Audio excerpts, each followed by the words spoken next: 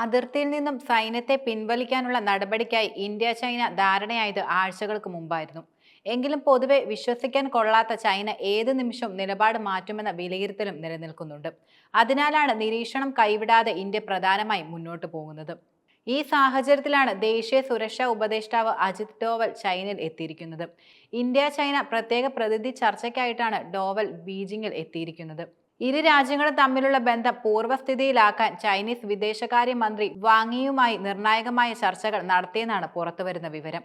4 വർഷത്തിലേറെ നീണ്ട സൈനിക തർക്കം അവസാനിപ്പിക്കുന്നതായി ബന്ധപ്പെട്ട സുപ്രധാന കൂടിക്കാഴ്ചയായിരുന്നു ഇത് പ്രധാനമായിട്ടും. ഗൽവാൻ താഴ്വരയിൽ 2020 ഏപ്രിലിലെ സ്ഥിതി പുനഃസ്ഥാപിക്കണമെന്നാണ് ഇന്ത്യ ഉയർത്തുന്ന പ്രധാന ആവശ്യം. അജിത് ഡോവലിന്റെ സന്ദർശനത്തിന് മുന്നോടിയായി ചൈനീസ് വിദേശകാര്യ മന്ത്രാലയം തങ്ങളുടെ നിലപാട് വ്യക്തമാക്കുകയും ചെയ്തിരുന്നു.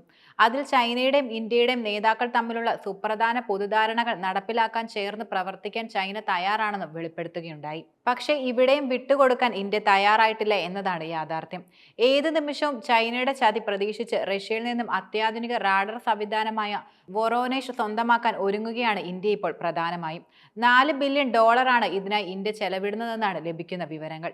8000 കിലോമീറ്റർ വരെ ഡിറ്റക്ഷൻ റേഞ്ചുള്ള Voronezh radar make in India പദ്ധതിയുടെ ഭാഗമായാണ് ആഭ്യന്തരമായി നിർമ്മിക്കുമെന്നാണ് നിലവിൽ ലഭിക്കുന്ന സൂചന. പ്രതിരോധ മേഖല കൂടുതൽ ശക്തിപ്പെടുത്തുകയെന്ന ലക്ഷ്യത്തോടെയാണ് വൊറോനേഷ് റാഡറുകൾ വാങ്ങാനുള്ള കരാറിൽ ഇന്ത്യ ഒപ്പുവെക്കാനായി പ്രധാനമായും ഒരുങ്ങുന്നത്.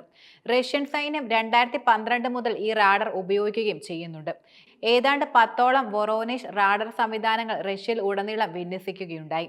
ഇവരുടെ സ്ഥിരീകരിച്ച പതിപ്പാണ് ഇന്ത്യ ഇപ്പോൾ സ്വന്തമാക്കാൻ ഒരുങ്ങുന്നത്.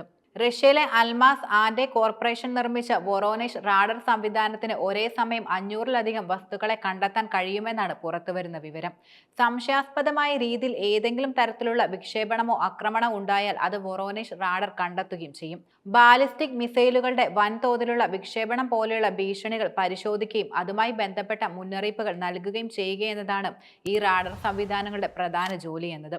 ഭൗമ ബഹിരാകാശ വസ്തുക്കളും അവശിഷ്ടങ്ങളും നിരീക്ഷിച്ച് കണ്ടെത്താനുള്ള റാഡറിന്റെ കഴിവും ISROയ്ക്കും സഹായകരമാകുമെന്ന് പൊതുവെ വിലയിരുത്തപ്പെടുന്നുണ്ട്.